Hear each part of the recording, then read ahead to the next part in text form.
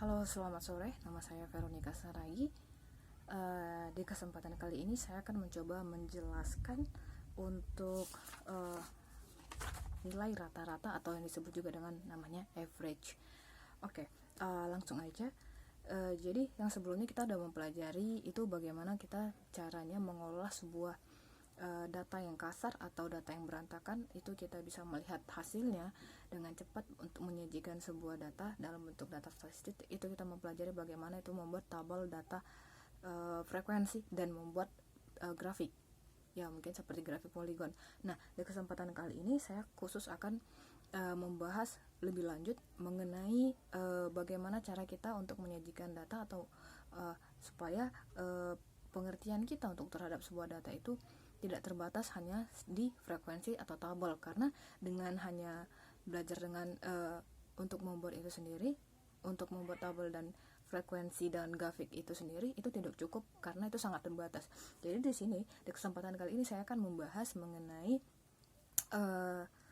ada namanya kita sebut dengan namanya average atau masalah rata-rata. Oke, nah di sini kita sebenarnya ya seperti kita tahu dalam kebiasaan sehari-hari itu kita sudah tahu apa sih yang dimaksud dengan nilai rata-rata. Nah, dan di kesempatan kali ini saya akan juga menjelaskan yang namanya sebenarnya ada 5 macam ukuran rata-rata yang ada di dalam ilmu statistik. Tapi di kesempatan di video saya hanya akan menjelaskan 3 jenis dari rata-rata itu sendiri, yaitu adalah pertama adalah mean atau disebut juga dengan rata-rata hitung, yang kedua nilai pertengahan atau rata-rata pertengahan disebut juga dengan median atau medium, yang ketiga adalah mode atau modus ya. Oke, nah kita langsung saja apa yang dimaksud dengan yang namanya mean. Oke, seperti yang kita sudah tahu, mean itu sering disingkat dengan mean saja atau disebut dengan arithmetic mean. Oke, mean adalah sekelompok atau sederetan data atau bilangan, ada jumlah dari keseluruhan angka yang ada dan dibagi dengan banyaknya angka bilangan.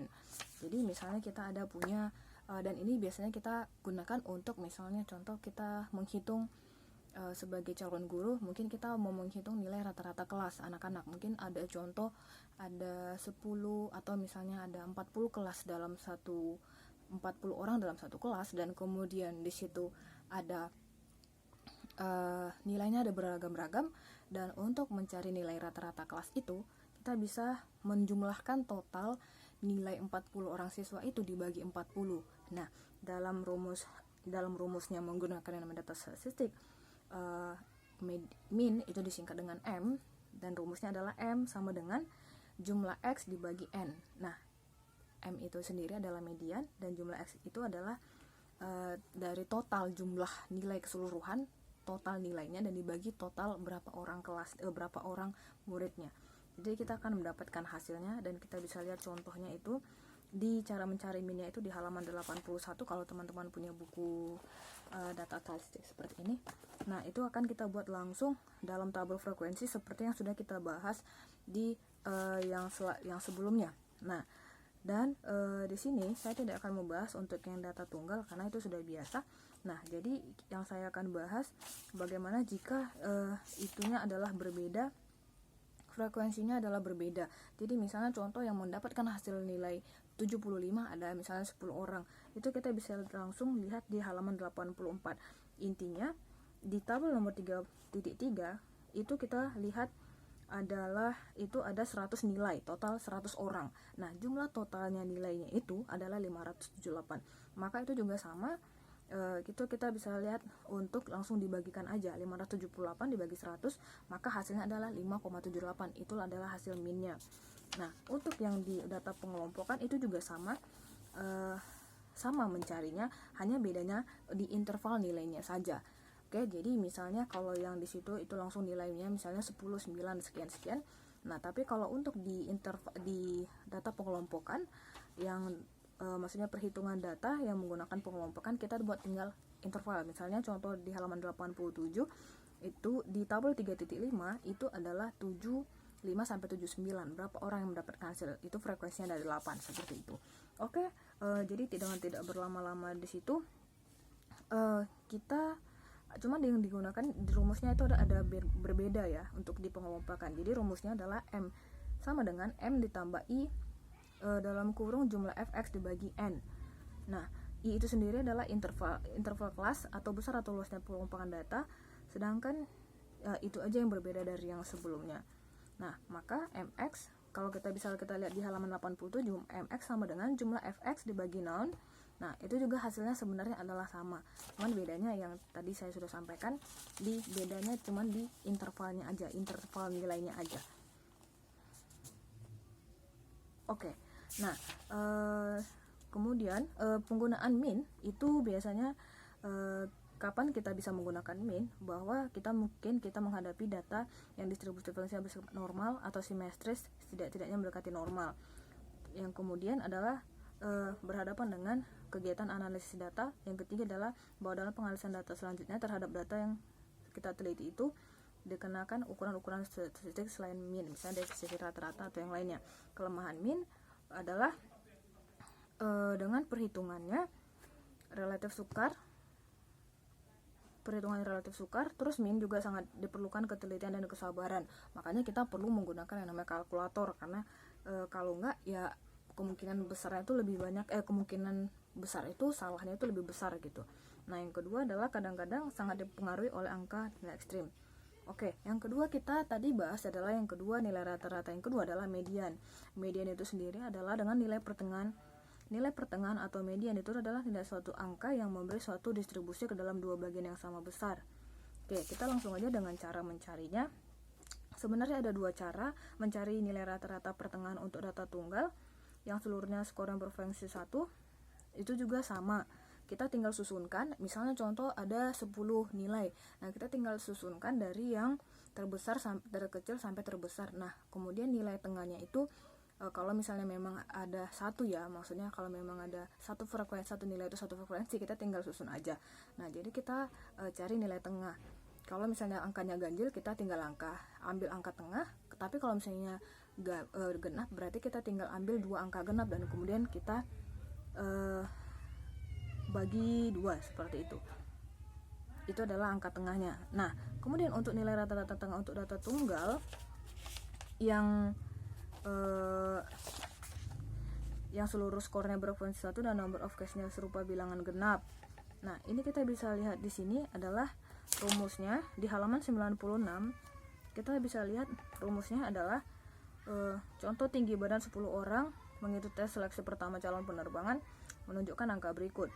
Jadi kita itu deretkan angkanya, kemudian dihitung dari yang paling kecil sampai yang paling besar, dan di bawahnya dibuat per, dari angka terkecil 161 per 1 sampai 170 per 10. Nah, kemudian karena n sama dengan 10, maka sedang rumus untuk bilangan adalah n sama dengan 2n, maka 10 sama dengan 2n sama dengan n sama dengan 5. Maka 165 tambah 166 sama dengan dibagi 2 sama dengan 165,50. Kemudian untuk data tunggal itu kita bisa lihat di halaman 97.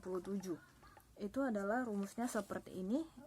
Median itu sama dengan L itu adalah lower limit atau batasan bawah. Yang kedua adalah frekuensi kumulatif yang terletak di bawah skor. FI adalah frekuensi asli, N adalah number of case, U adalah upper limit, dan FK adalah frekuensi. Nah, jadi kalau misalnya kita punya data seperti ini, data yang acak, kita lihat di halaman 98, itu kita bisa langsung aja pertama-tama kita bagi menjadi 2 bagian yang sama besar, yaitu 1/2n, pertengahannya distribusinya data itu terletak di median yang akan kita cari. Oke, jadi kita bisa lihat karena n sama dengan 50, maka setengah n sama dengan setengah kali 50, berarti adalah 25 orang. Perhatikan ke arah tabel nomor 4 3.7 di halaman 100. Nah, itu di situ dijelaskan titik pertengahan sebesar 25 itu terkandung pada frekuensi kumulatif 30.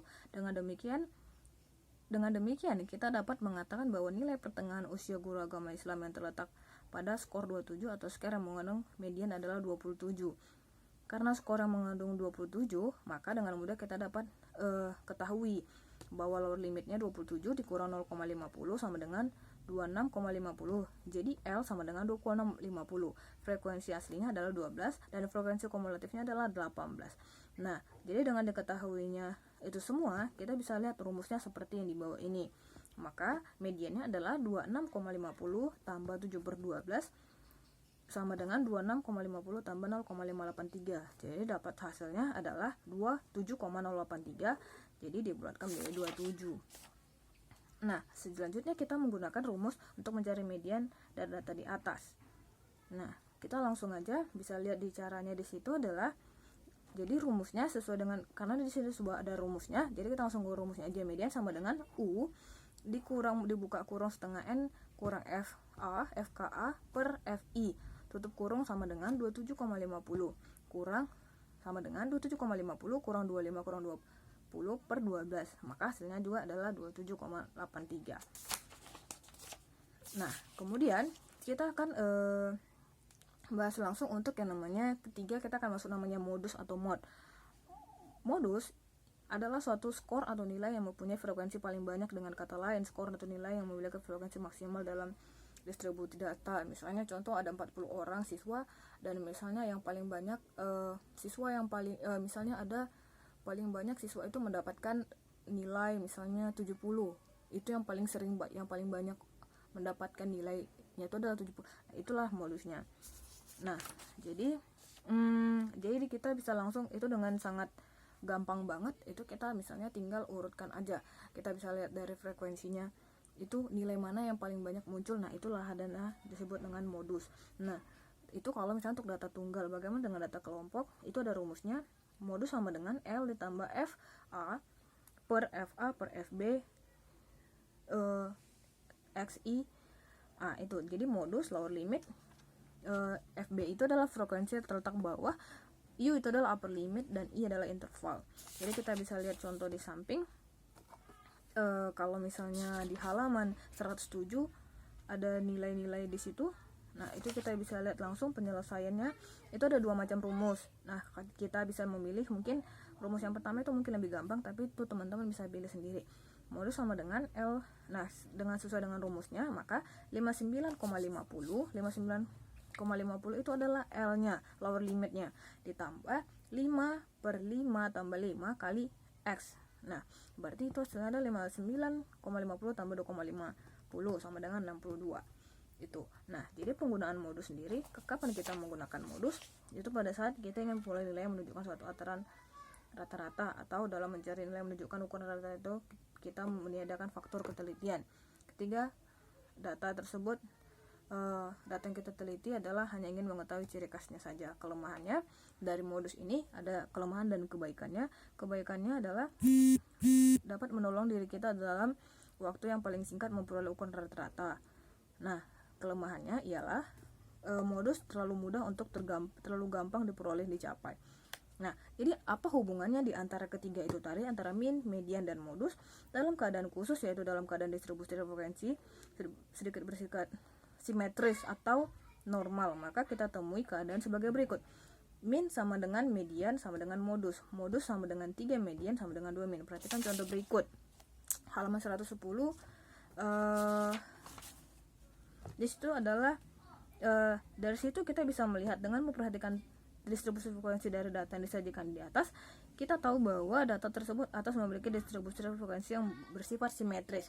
Jika data tersebut kita hitung min dan median modusnya, maka baik min, median maupun modusnya berada pada satu titik. Dengan kata lain, min sama dengan median sama dengan modus. Jadi di situ minnya adalah 52, mediannya adalah 52, dan modusnya adalah 52 juga. Jadi sama. Jadi itulah antara hubungan antara ketiganya, median, min, median, dan modus. Oke, sekian video dari saya dan terima kasih. Selamat sore.